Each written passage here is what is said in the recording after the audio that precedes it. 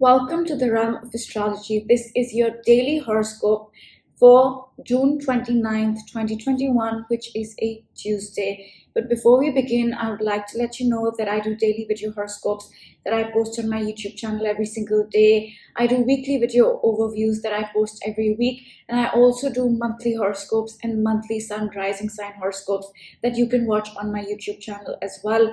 I also request you to hit the subscribe button, hit the bell icon so that you can be notified every time I post a video. Now, let's get started with today. So the moon still is in the sign of Pisces, and it is here at 10 degrees of Pisces. When the moon is in Pisces, which it has been since yesterday, we have a more go with the flow sort of approach. We have an easier approach. We have a, okay, let's see what I feel like doing sort of energy. So that's the basic energy. And at about 6 a.m. Pacific time, which makes it 6 p.m. India time, the moon is going to square the nodes. North node, 90-degree angle, south node, 90-degree angle. Okay, and any planet that comes in contact with the nodes, especially in a square, I believe is very much highlighted. And in this case, our emotions are very much highlighted, energized, or rather highlighted, not energized, highlighted. And in Pisces, our emotions can be very sensitive, So this is a point where we may be very emotionally sensitive about things. And with the nodes, this may be connected to where we are headed and the past, some tug of war between the past and the future, the past and our goals, the past and the present, and our emotions are involved. It could also be a moment where we might need to make an emotional adjustment so that we can leave the past behind and move towards the future. Because squares, like it's in a square right now, square with the north node, square with the south node, it represents friction, change, adjustments. So this might be a point where some adjustment is required, connected to our goals, connected to the past that we need to leave behind. Yeah. Now, moving on, I'm going to move the chart ahead. The moon is going to sextile Uranus. So let's see that happen. The moon at 13 degrees is going to sextile Uranus, 60-degree angle. Now, this is a positive moment. This is a sudden, unexpected moment of positive change to something connected to our emotions. Perhaps we made that adjustment at about 6 a.m. Pacific time, 6 p.m. India time, and at about 11 a.m. Pacific time, which makes it 11 p.m. India time, that change that we've made, that adjustment that we've made has resulted in a positive moment, something unexpected, something positive connected to the emotions.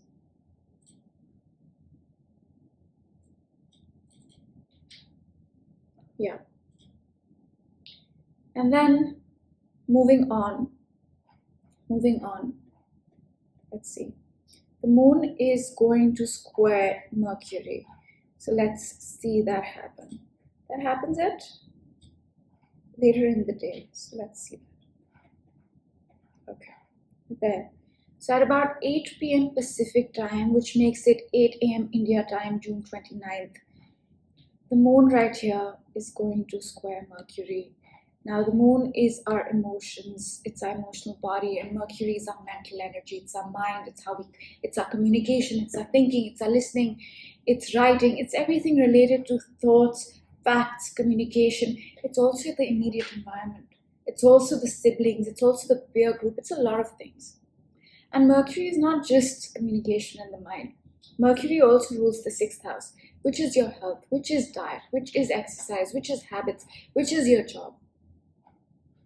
So at this moment, our emotions and Mercury related things, which are many, mind, thoughts, communication, writing, day-to-day routine, health, exercise, job, all these things somehow need to be adjusted so that emotionally we can feel good about those things. And this could also go back to something connected to May 17th, around that time, or June 15th and June 14th and 15th, which was also when Saturn and Uranus squared June 14th. So why can it go back to that? Because Mercury has been retrograde. It's covered this 18-degree spot. Let me show you. Mercury right now is at 18 degrees, right?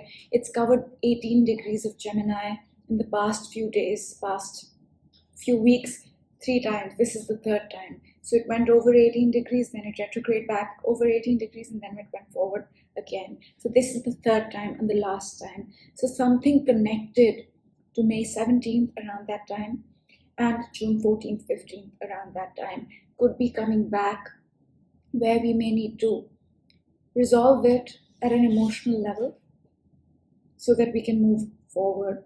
And this is the last time we'll be dealing with this thing. And this is the most helpful of all 18 degrees of Mercury, because it's the last time. The last time is always the resolution. It's done its job.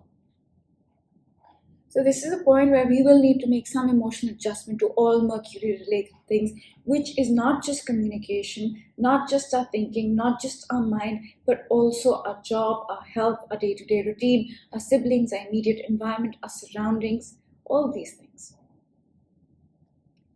Now, what I'm going to speak about next technically happens tomorrow, but I'll speak about it because you'll be waking up with this energy, and it is that the moon and Neptune are going to conjunct. Okay, and this happens, I believe, at about 5-6 a.m. Pacific time, June 30th, and that makes it 6 p.m. June 30th India time. Now, why I want to talk about this is because Neptune is a planet of confusion. It is an overly sensitive planet. It is a planet of delusions. It can really fog our clarity. It can make us oversensitive. On the other hand, it can really connect us with the higher realms and bestow upon us immense creativity, especially when it comes to music and poetry and things like that. So when the moon conjuncts Neptune, as it will at about 6 a.m. Pacific time, 6 p.m. India time, June 30th, we can feel overly sensitive emotionally. We can feel emotionally depressed. We can react to things we don't really react to because we are not interpreting it right, because it causes this fog, a lack of clarity. On the other hand, it is a great moment to connect with the higher realms, a great moment for spiritual activities. It is a great moment for creative pursuits. Like if you're into poetry and things like that, then that's a great moment for that. So that's going to happen tomorrow morning, and we've seen a lot of Neptune lately, but this is Neptune retrograde, so it's a little different. It may not be so confusing. So that's that. And now I'll talk about what we are building up to, because on July 1st, the Saturn Mars opposition right here is going to come exact, and we are building up to that energy. If you can see on the chart that Mars is at 11, Saturn's at 12. It's really close. It's going to happen soon, and they are in a square with Uranus. Square 90-degree angle opposition. Mars is also trining Chiron. It is trining the south node, and Saturn is sextiling Chiron. Saturn is squaring Uranus. There's a lot of energy here. Saturn is trining the north node. So much happening. So we're building up into a lot happening. And this energy, I just want to mention it very briefly because I broke it down in yesterday's video. I broke it down in my weekly, but I want to mention it because it is an important energy. It is an intense energy. And this Mars and Saturn opposition could manifest in different ways. One, it could be, before we get into that, what is Mars? Mars is action, it's drive, it's our courage, it's willpower. It's how we take action. Saturn is decisions, it's definitions, it's delays, it's also restrictions. So it could be that when they oppose, starting from now, we start to define how we are going to take that action. We take a decision to take action. Or Mars is also frustration. It could be that we feel frustrated because we can't take that action. We feel restricted in taking certain action because Saturn is also restrictions, restricted action. It could manifest in any one of these things, but this energy is very intense. And if you are feeling angry, if you are frustrated, know that it's because of this opposition. And the best way is to channel that energy elsewhere. Martian energy is very athletic, it loves sports, it loves all those sort of things. So channeling it is a good way. And this decision can be unexpected because Uranus is squaring both these planets. It's in a T-square, squaring both these planets. So it could be unexpected, but it will push you to be your unique self, because Uranus is your unique self.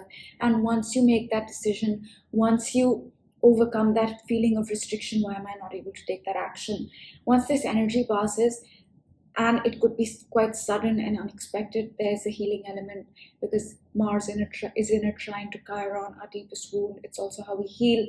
And then Saturn is in a sextile to Chiron. So a lot of healing with this decision, with this definition, with this energy. And Saturn has been trining the North Node right here, 120-degree angle. It has been supporting us towards our goals. So this decision is for our long-term goals. That's another thing. And this decision will help us leave the past behind, because the South Node is in a sextile to Saturn and in a trine to Mars, making the past easier and easier and easier to let go of. So a lot coming together, I would say, on July 1st, and we are in the build-up to that intensity. And that's all I'm going to say for today. I will give you the underlying energy of what we deal with every single day, because that's important. We can have a great day astrologically in the moment, but there are certain underlying energies that we feel, And if you're wondering that, okay, it's a great day, she's saying it's a great day, it's a positive moment, but why am I feeling like this? It could be these underlying energies and how they are interacting with your chart, particularly, that are making you feel that way. If it applies to you. I'm not saying it applies to you. So sometimes it happens to me, I look at the chart and I say, this is a great moment, but then I look at my personal chart or the underlying energies and I say, okay, this is why I'm feeling this way. So let's talk about what's been happening in the background, and I'll keep it short. The first thing is the Saturn-Uranus square. Now, this is the most important event of 2021. This energy will be with us all year, and this energy we're seeing after 21 years. So what is this energy? This energy is about getting rid of old things, old thought patterns, old anything that does not serve you anymore. And it's about embracing the new, and it's about embracing your authentic self, who you truly are. And that's the way to navigate this energy. Be you. That's the energy. Just be you, and everything will fall into place. That's the first thing. The second thing is the Saturn-Pluto conjunction. Now, these planets conjuncted in Jan of 2020, and I know that was a year and a half ago, but it's important. It's important because it puts things in context. And we're feeling this energy as well. They conjuncted at 22 degrees of Capricorn, and they conjuncted after 38 years, rather, and closed out a cycle that began in 1982 and started a new one in Jan of 2020, a cycle that changed our material reality completely in some way, shape, or form. And this new cycle will stay with us till 2053. Right now, we are laying the foundation for that cycle. So that's what we are working on, creating the base for that. The third energy is of the Saturn-Jupiter conjunction. This is known as the Great Conjunction, and these planets also meet up once in 20 years. So they met up in December of 2020 after 20 years and started a new cycle that will stay with us till 2040. And it happened at 0 degrees of Aquarius. And this new cycle we will build for the next 2 years. Right now we're building that as well. So there's a lot of underlying energy of setting the foundation for these long-term cycles, building, changing. And with the Saturn-Uranus square that I just spoke about, it will require us to change. It will require us to come into our own. It will require us to change our structures, our thoughts, our habits, whatever it is. And that change may not feel easy because the planets are squaring. And the last thing I will mention are the nodes.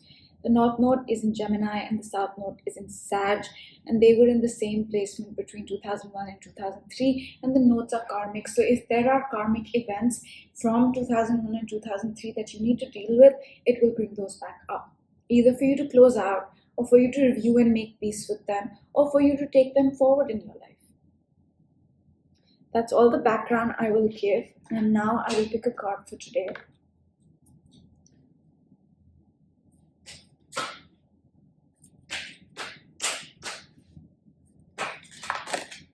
Okay.